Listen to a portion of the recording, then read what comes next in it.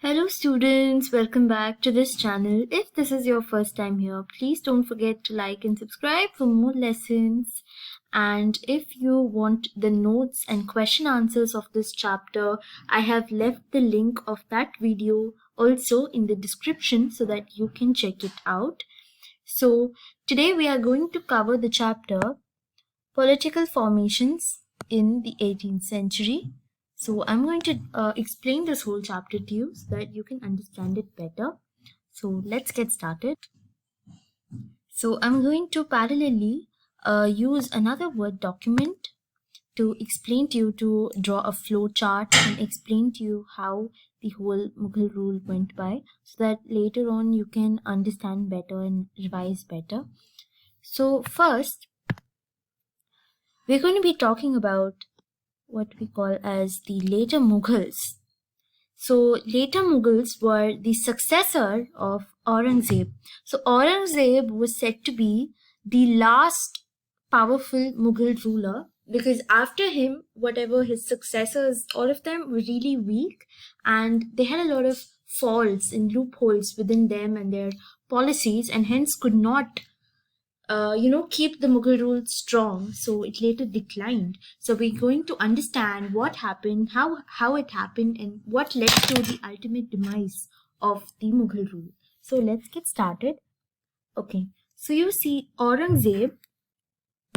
So this is Aurangzeb. He had three sons, namely Bahadur Shah, Muhammad Azam Shah, and Muhammad Khudabakhsh. So these were his three sons, out of which Muhammad Azam Shah was the oldest, followed by Bahadur Shah and Muhammad Khudabakhsh. So there's not much we're going to learn about Muhammad Khudabakhsh. Most of this short story is going to be about these two brothers. So Aurangzeb, when he was about 87, he passed away without announcing a successor. So a successor is somebody who will take after the kingdom once the king dies. So Aurangzeb had like a really strong rule, and he was one of the most powerful rulers in Mughal history. However, he failed to announce which of his sons would be his successor.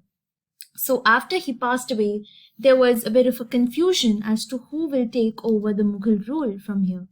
So Muhammad Azam Shah, since he was the oldest, it was also politically correct that he would take up, he would be the successor. So he himself announced that he would be taking over as the successor of his father.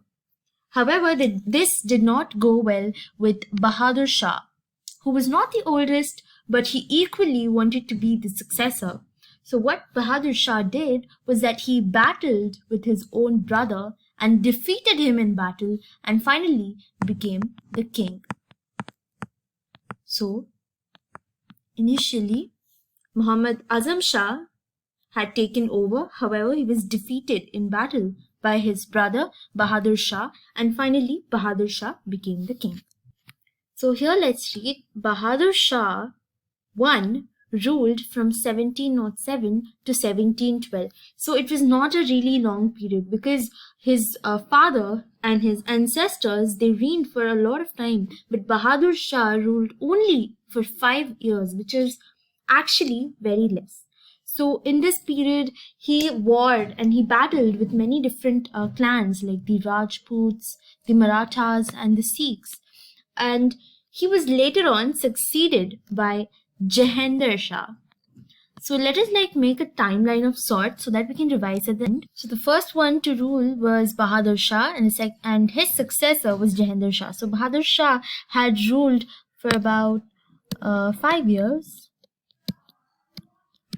whereas Jahandar Shah, let's read about him. So Jahandar Shah had ruled only for a few months, which is very, very less. So he was a puppet in the hands of Zulfikar Khan, a powerful noble.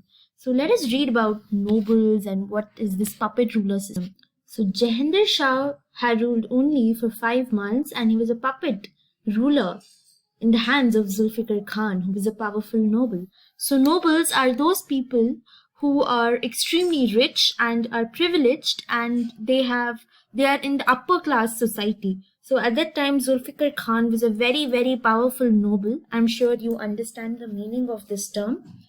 So he had the control of Jahandar Shah.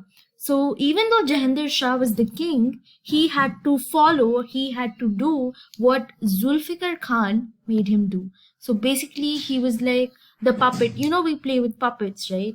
We have those strings and we make the puppet move. Just like that, Zulfikar Khan was the puppet master who controlled the puppet king, who was Jahandar Shah. So that is the brief story of Jahandar Shah, who was the successor of Bahadur Shah.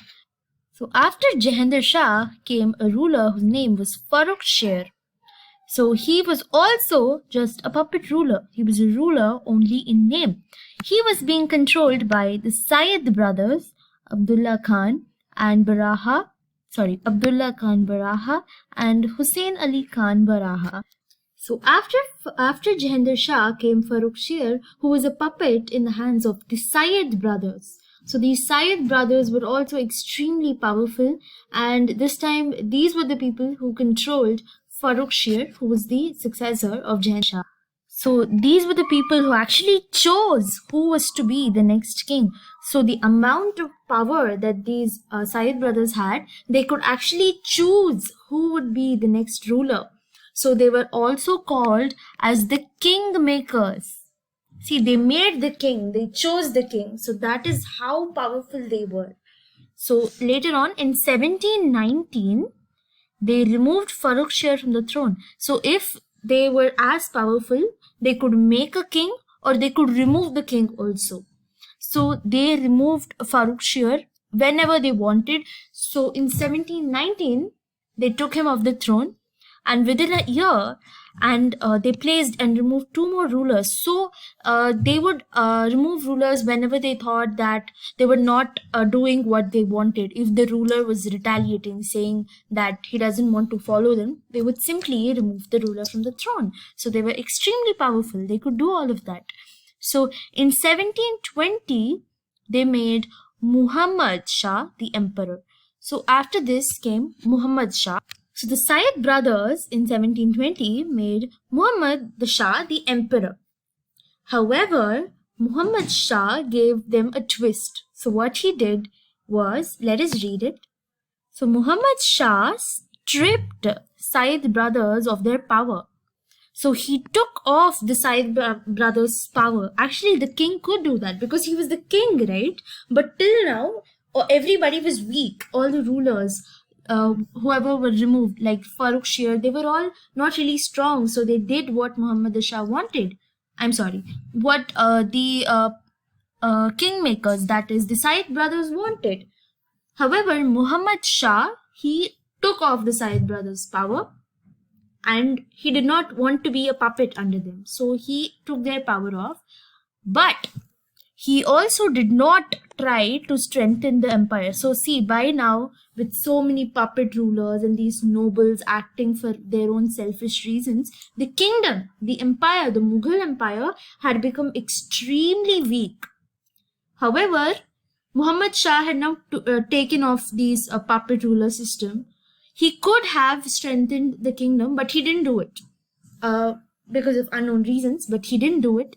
So what happened then was that powerful governors established independent kingdoms in different areas.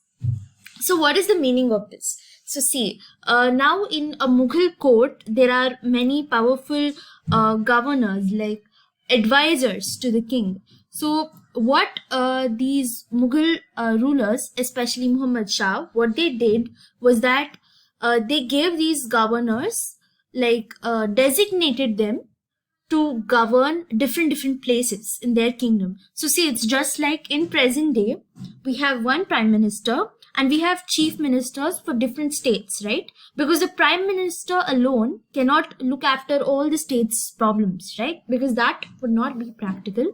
And similarly, in a state also, different districts, they have panchayats and everything. So that, more problems and everything, it can be governed properly. So just like that, the emperor would designate a few governors a few people who he trusted very much, who he thought was able to govern well. So he sent them to different parts of his kingdom to govern that place. So at this time, these governors, they established independent kingdoms in different areas. So we are going to read about that too in the upcoming pages.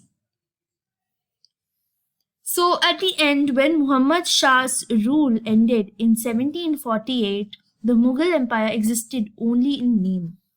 So what does this mean? See, by the time Muhammad Shah's rule came to an end, the Mughal Empire was in such a bad state that only for the name, Naam ke vaste, they say, right? So only for Naam ke vaste purpose it was existing. But it was not at all powerful. There was nothing. Nobody was not like, there was no character. There was no power to the whole Mughal Empire now. It was just existing for the name. And later on, there were like invasions by Nader Shah in 1739 and Ahmad Shah Abdali in 1761. So by now, the Mughal Empire was already in such a bad state. And with these invasions where these people came and destroyed everything, and they, shattered it even more. So it was now, it was a torturing empire, and it was on the verge of collapse. So it was almost about to collapse. So it was in such a bad state. And I think this is a very famous picture. I'm sure you already heard about this fact. So we used to have the Kohinoor diamond. So we used to have the Kohinoor diamond and the peacock throne of Shah Jahan. So Nader Shah, when he came with his invasion, he took away both of these artifacts with him. So this is a very popular instance in history, and this can come for your MCQ questions, so it's better you remember this. So yes, till now we covered what happened to the later Mughals and how they collapsed. And now we're going to study about independent kingdoms, how they came about. So let us go to that as well. So as I told you, as the Mughal Empire was on the verge of collapse, many different independent kingdoms came by with powerful governors. So the three of the largest provinces, so see, there were many kingdoms, like hundreds of regional kingdoms, like small ones and larger ones. So among those, the largest provinces which became independent were Awadh, Bengal and Hyderabad. So we're going to read about these in detail, these three in detail. First, we're going to talk about Awadh. So we read about how Muhammad Shah deployed governors to rule certain parts. So Muhammad Shah had appointed Sadat Khan. So Sadat Khan was the one who was appointed by Muhammad Shah to be the governor of Awadh. So Awadh had a different story. So basically the Zamindars. So who are Zamindars? Zamindars are those rich landlords. They have a lot of land, a lot of money. So they are the rich people. They are not exactly nobles or rulers. Among common people, the richer ones. So these Zamindars of Awadh, they were very rebellious. Like they did not pay taxes on time. So see, they had to pay taxes to the ruler, right? The emperor. However, these Zamindars of Awadh, they refused to pay taxes. So what Sadat Khan did was that he was a very, very strict kind of person. He suppressed these rebellions and the Zamindars, and he completely reformed the revenue system. So what he brought about a lot of changes to ensure that everything was in place. So he combined the office of Subadar, who was the political head, Faujdar, military head, and the Diwan, head of revenue. So he combined all different kinds of offices, like the revenue office, the political office, the military office, so that everything, he would observe everything to ensure that no corruption took place. So all of this, so he changed the whole system, and he revolutionized Awadh and gave it a really, really strong foundation. So later on, he was succeeded by Safdar Jung in 1739.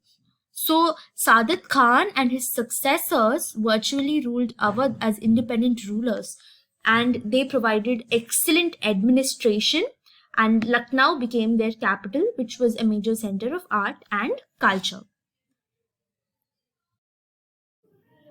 So next we are going to read about Bengal. So Bengal's governor was Murshid Quli Khan. So you see, what Murshid Quli Khan did was a bit different. So since the center means the main Mughal rule was now extremely weak. So what he did was that he broke away from it and ruled independently. So actually what governors had to do was govern an area. However, they had to take instructions from the emperor, who would be ruling from the center.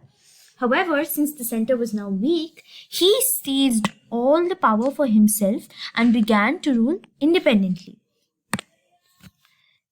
So he had made Murshidabad his capital. So here it is, Murshidabad his capital. And later on in 1727, he was succeeded by Shujauddin, who ruled briefly till 1739, and after him, Alivardi Khan, and then Siraj ud-Dawla, all of them, his successors, became the rulers of Bengal. So this is briefly about Bengal, and you can remember a few of these names, but just remember the story behind Bengal. So what these rulers of Bengal did is the most important thing we have to focus on. So they also improved the administration of Bengal tremendously, and they encouraged the agriculture, the industry, and trade. So they made Bengal a very, very prosperous. So you see, during before the British period, like around that time, Bengal was one of the most prosperous regions of India. So all of this, the credit goes to the rulers of Bengal, because they stressed upon the importance of administration and good agriculture and proper industry and trade, and hence they made Bengal a very, very prosperous region. So what they did was that they gave poor peasants loans at a good price and everything, so that everybody could live well. And also these custom duties, that was taxes, they were all maintained very strictly, and proper collection was done. And hence in the 18th century, Bengal became one of the most prosperous regions in India. So you see, I'll give you an example. There's a huge flower garden, and there are lovely roses and tulips and everything, like lovely fragrant flowers, and there are some let's say wilted flowers, or let's say grass. Okay, so if a honeybee or a butterfly comes in to the garden, towards which flower will it go? Of course it'll go to these fragrant flowers, right? Like the rose and everything. They won't go near the grass. So the same thing you apply here. So the British, when they came to India, they were looking for a place to put on a strong base kind of thing. So first they went to Surat. Later on, their eyes fell upon Bengal, because it was very prosperous. Like, it was very rich, and it was a lot of good trade and agriculture, and everything was there. Everything they wanted in a place was there. So they thought if they took this place under them, it would benefit the British Raj. So what they did was that they went through a series of historic battles. So namely, Battle of Plassey in 1757 and Battle of Buxar in 1764, and they firmly established the English power in this region. So the British people, they battled with the successors of these Bengal rulers, and they finally established the English power in this region. So next we are going to study about Hyderabad. So who was the governor of Hyderabad? So Chin Khalid Khan was appointed to be the governor of Hyderabad. So he was also a very, very powerful noble in the court of Farooq Shir and Muhammad Shah. So he was present in both of these courts, and he was given a title which was Nizam-ul-Mulk Asaf Shah. So his real name was Chin Khalij Khan, but he was given this title by these Mughal rulers, which was Nizam-ul-Mulk Asaf Shah. So he was given the responsibility of governing the Deccan provinces. So Deccan, and he carved out the state of Hyderabad. So over here, I am going to give you a little bit of geography. So previously, during the time of later Mughals, so Deccan, it is written to be the state of Hyderabad, but at that time, the state of Hyderabad comprised of Telangana, present-day Telangana, and Andhra Pradesh, and a little bit of Maharashtra and Karnataka. So the whole Deccan Plateau was called as the state of Hyderabad. So he was an independent ruler, and he appointed mansabdars and granted them jagirs without the permission of the Mughal king. So you see, by now the Mughal kings, they were extremely weak. The later Mughals, they had no power whatsoever. So these governors did what they pleased. They were not afraid of the Mughal rule anymore because it couldn't do anything to them. So they used to appoint mansabdars and jagirs. So what are mansabdars and jagirs? Let me tell that to you briefly. So I think you might have heard about the mansabdari system and the jagirdari system previously. So mansabdars were the people who were given ranks. Like in a military unit, there are different ranks, right? Colonel and general. So these kind of ranks. It could be like a person could be appointed to lead the military, or a person could be selected to lead the revenue system, to lead the tax collection system. So all of this should be done with the approval of the emperor. But over here, Muhammad Shah was powerless. He couldn't stop what the Nizam-ul-Mulk Asaf Shah wanted. So he could appoint it at his own wish. And also jagirs were feudal land taxes. So peasants were given a few lands and they were given taxes. So all of this tax system and giving away lands and appointing mansabdars for the mansabdari system, all of this was done solely by the Nizam. And the Mughal king could not stop him in any way. He had no power, so he had to agree to all his decisions. So the successors of Nizam-ul-Mulk Asaf Shah were known as the Nizams. So I'm pretty sure you've heard about the Nizams, but now you know how the Nizams came to be. You know their actual story. So till now we have covered the three main largest provinces set up by independent governors, which were Awadh, Hyderabad, and Bengal. So now let us move on. Now we are going to study about the Rajputs. So the Rajput kings during the time of Akbar, Akbar had a very tolerant policy. He would be tolerant with everybody. He was at peace with everybody mostly. So the Rajput kings were also allies of the Mughals. So what does allies mean? Allies means, to roughly translate, friends. We can say they don't war with each other. They don't battle with each other. They are at peace with each other. They help out each other. It's kind of like that. So the Rajputs during Akbar's time were allies with the Mughals. However, after Akbar, especially during the reign of Aurangzeb, they revolted. So Aurangzeb did not follow the policy of Akbar's tolerance. So he would go about warring with different states. So of course the Rajputs also would not be tolerant with him. So they revolted. And by early 18th century, at this time, the later Mughals had come up. So by this time, Rajput states had become independent. So they were no more allies with the Mughals. They were independent states. And the one of the most important ruler, most enlightened Rajput ruler of this period was Savai Raja Jai Singh. So enlightened means he was very knowledgeable. He knew what was going on. He had good ideas. He was a very thoughtful man. So one of the most important Rajput kings we're going to study about is Savai Raja Jai Singh of Amber. So he encouraged learning. So he valued learning. He knew that people had to get a minimum education. So he encouraged the teaching and learning of science. So till now, people used to follow astrology and stuff like that. However, Savai Raja Jai Singh of Amber, he encouraged science. So he believed in science and he was a very knowledgeable man.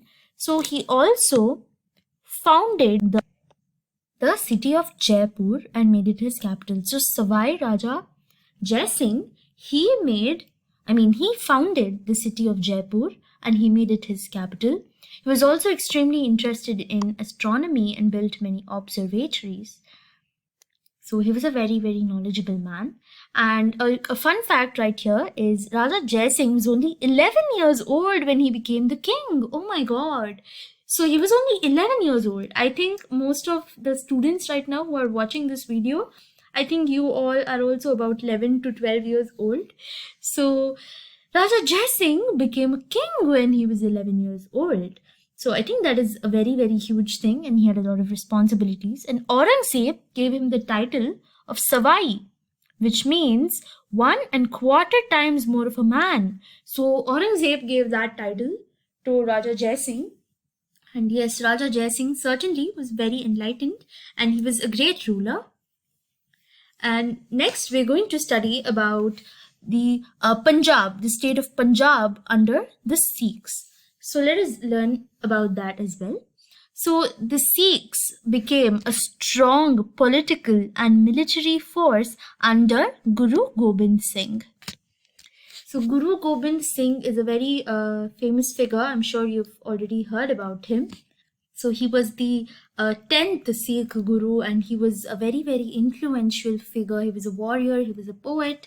He was an important figure in history. So he organized the Sikhs into a military group called the Khalsa, which meant pure. So the Khalsa was a military group he organized, and Khalsa means the pure. So they were very pure-hearted, and he inspired his soldiers to fight the Mughals through the slogan, Vahe Guru Ji Ka Khalsa. Vahe Guru Ji Ki Fateh. So he inspired his soldiers to retaliate against the Mughal rule, and for this he gave a slogan which was Vahe Guru Ji Ka Khalsa, Vahe Guru Ji Ki Fateh. So what this meant was that the Khalsa belongs to God and all victories of Khalsa are victories of God. So who were the Khalsa? Khalsa were the group of people, the group of soldiers, the military group he organized. So these were said to be pure-hearted and they were doing it to, be independent. Their motherland, Punjab, to be independent from the Mughal rulers. So he said that all we, the Khalsa people, belong to God and all our victories are victories of God. So this is how he motivated his soldiers. And Guru Gobind Singh asked all Sikh men to wear 5 sacred symbols. So he asked them to wear 5 sacred symbols, which I think still to today it is followed. But let's read it again. So kesha or hair. So these are like, let's learn about these stepwise. So kesha or hair. So cutting or removing hair from any part of the body was not allowed, as hair is a symbol of spirituality and signified surrender to God's will. So Guru Gobind Singh said that a Sikh must never cut or remove any kind of hair from their body, because hair was a symbol of spirituality. So it was something God gave you. So you should not be cutting it. So that is the first thing, kesha. And next was kangha or comb. So it was a symbol of cleanliness. So let me choose another color. Okay. So it is a symbol of, so the kangha or comb is a symbol of cleanliness. So when we comb our hair, we take out the broken strands of hair. Similarly, we should comb out the bad thoughts from our mind. So what Gobind Singh said that comb was a very symbol. It was a symbol of cleanliness. So when we comb our hair, sometimes we get those stray hairs, the ones which have fallen out. So we take out those broken strands of hair. So just like that, when we are so just like we take out the broken strands of our hair, so when we are combing our head, we should be taking off all the bad thoughts in our mind. So that is what this principle means. And next, we're going to see kara or bracelet. So it acts as a reminder to stop a person when he raises his hand to do anything wrong. Okay, so what does this mean? For example, if you're really angry on somebody and you raise your hand to hit them, okay? So as soon as you raise your hand to hit them, you will see the bracelet on your wrist and you are reminded that doing something like hitting is wrong. So that bracelet is stopping you from doing anything wrong. So that is the use of the kara or the bracelet. And next is kacha or underwear, and it is a symbol of high moral character. So Guru Gobind Singh, he symbolized this with to be having high moral character, means you are somebody with good character. So that is the symbolization of this. And finally, the last one, kirpan or dagger. So it is used to defend the helpless and uphold the truth. So a dagger is used to defend the helpless and uphold the truth. So what does Guru Gobind Singh say is that a dagger is like a knife, but it is like a kind of a knife, but used to cut ropes and things like that. So a dagger or something like that should only be used to defend yourself or defend someone else if they are in a helpless situation. So it should not be used for something bad or for something selfish. So that is these are the different symbols, the 5 different symbols that Guru Gobind Singh highlighted. That is the kesha, the kangha, the kara, the kacha, and the kirpan. So all are 5 main points, and you have to remember the names of these because these might also come to you as a 2-marker or an MCQ. So write this down, make a note of this briefly, and later on, after Guru Gobind Singh, the Sikhs were led by Banda Bahadur. He continued the struggle against the Mughals. So after Guru Gobind Singh, so Guru Gobind Singh's successor was Banda Bahadur, and he also continued the struggle against the Mughals.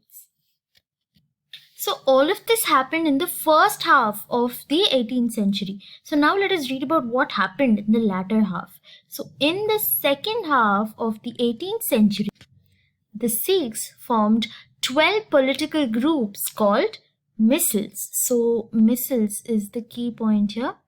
So the Sikhs formed 12 political groups. So a political group, each political group was called a Missal. So each Missal controlled a specific area and had a leader. So each missile was in charge of one particular region, one particular area, and each and every missile or each and every group had its own leader. So towards the end of the 18th century, Maharaja Ranjit Singh, the leader of the, let's underline, leader and Suker Chakia missile. So among those 12 political groups, this one, the Suker Chakia missile, was one of those 12 political groups, and its leader was Maharaja Ranjit Singh. So what did Maharaja Ranjit Singh do? He united all the missiles and established a powerful kingdom in Punjab. So this is how these 12 political groups' missiles were started, and later on Maharaja Ranjit Singh, who was the leader of one of the missiles, that was the Suker Chakia missile, united all of these groups and established a strong, powerful kingdom in Punjab. So next, let us read about Mysore. We are reading about all the regions, and now we come to the turn of Mysore. So, in the second half of the 18th century, so see, all of these are happening at the same time. See, Punjab, all these Guru Gobind Singh, and the Rajputs, and now Mysore, all of them are happening at the same time. So, they are occurring simultaneously, not at different times. All are happening in the second half of the 18th century. So in Mysore, in the second half of the 18th century, Hyder Ali and his son Tipu Sultan, I'm sure you've heard the name of Tipu Sultan. So these two, so Hyder Ali and his son Tipu Sultan, made Mysore, now it is called as Mysuru.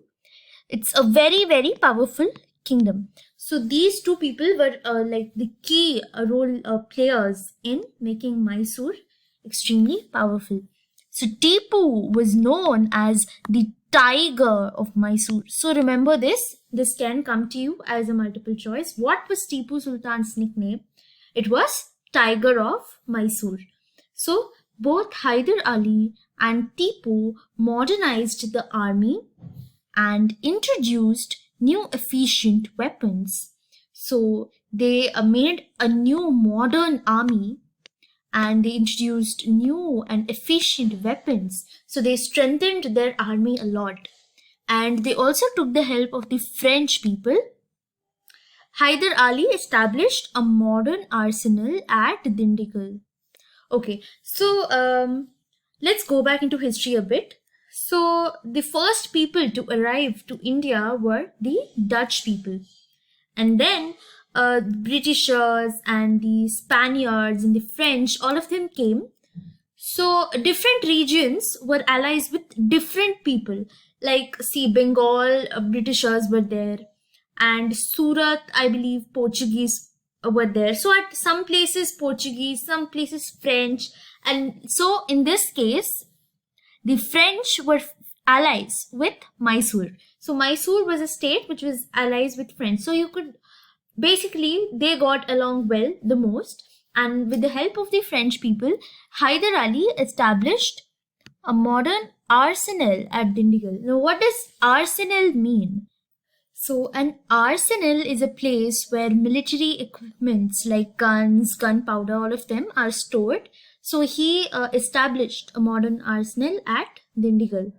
And Tipu Sultan also made an effort to build a modern navy. So they built up a really strong military, Hyder Ali and Tipu Sultan, which was very, very important for the state of Mysore to become even more powerful.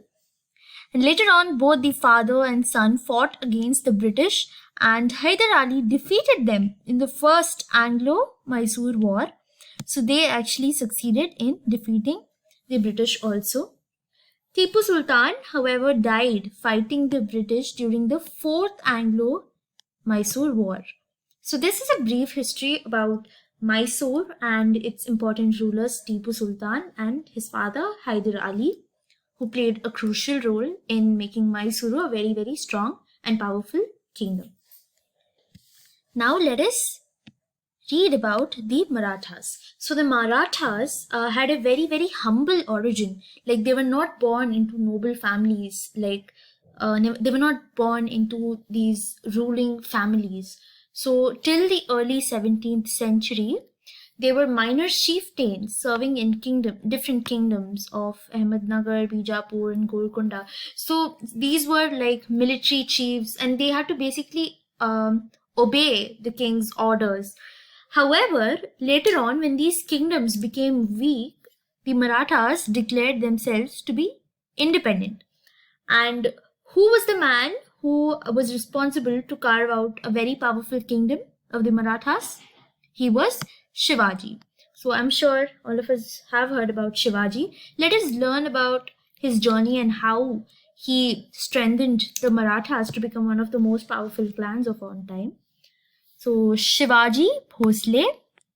So the Marathas became a well-organized under the leadership of Shivaji. So he was born in 1627, and his father Shaji Bhosle was a high official in the Bijapuri kingdom. Jijabai, his mother, and Dadaji Kundadev, his tutor, shaped the early life of Shivaji.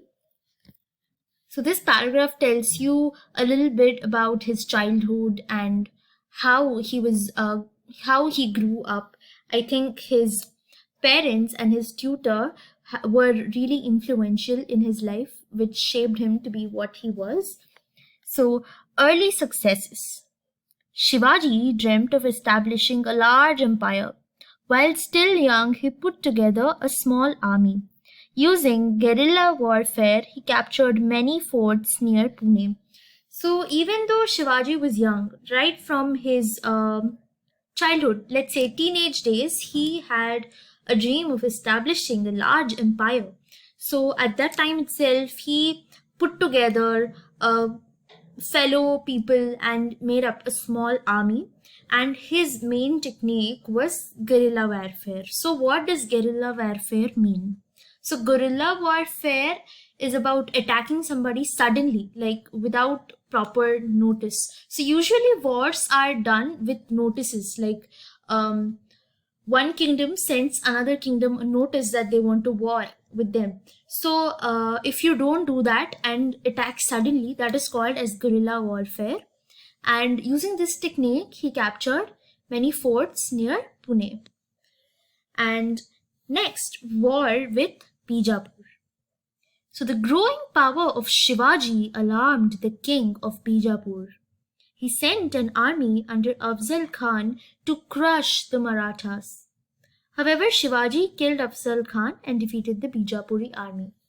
So this whole paragraph is very self-explanatory. I think you must have understood. So Shivaji was already really powerful, and the king of Bijapur was afraid that he might lose his kingdom to Shivaji, and he sent an army. So he sent an army led by Afzal Khan, and he hoped that that would crush the Marathas, but he was wrong. Shivaji won and defeated the Bijapur army. And next came his war with Mughals. So let's read that as well. Aurangzeb considered Shivaji a great threat. In 1663, he sent Shaista Khan to capture him. One night, Shivaji with a few soldiers entered the Mughal camp and wounded Shaista Khan. He then defeated the Mughal army. A year later, he raided Surat and plundered it. Okay, so what we understand from this paragraph is that Aurangzeb, see, Shivaji was already really powerful, and news of his bravery, his strength had already spread all across India. And Aurangzeb, this news also reached Aurangzeb, and Aurangzeb felt threatened. So he wanted Shivaji out of the way as soon as possible. So he sent Shaista Khan to capture him. So we've read how Shivaji's major tactic was guerrilla warfare. So he secretly entered at night with a few soldiers into the Mughal camp, and he attacked Shaista Khan and wounded him. And later on, he defeated the Mughal army. So again, using his guerrilla warfare technique, he succeeded in warring with the Mughals and winning them over, defeating them. And next, alarmed at the growing power of Shivaji, Aurangzeb sent Raja Jai Singh to the Deccan. Jai Singh besieged the fort of Purandhar. Seeing all roads blocked, Shivaji agreed to sign a peace treaty, which is called the Treaty of Purandhara. So again, Aurangzeb this time sent Raja Jai Singh to the Deccan to go face to face with Shivaji. And Jai Singh managed to capture a fort, and now Shivaji had no option really. He couldn't find out a way, so he agreed to sign a peace treaty. So when you sign a peace treaty, you agree that you will not war with them anymore. So he signed that peace treaty at Purandhar. That is why it is called the Treaty of Purandhar.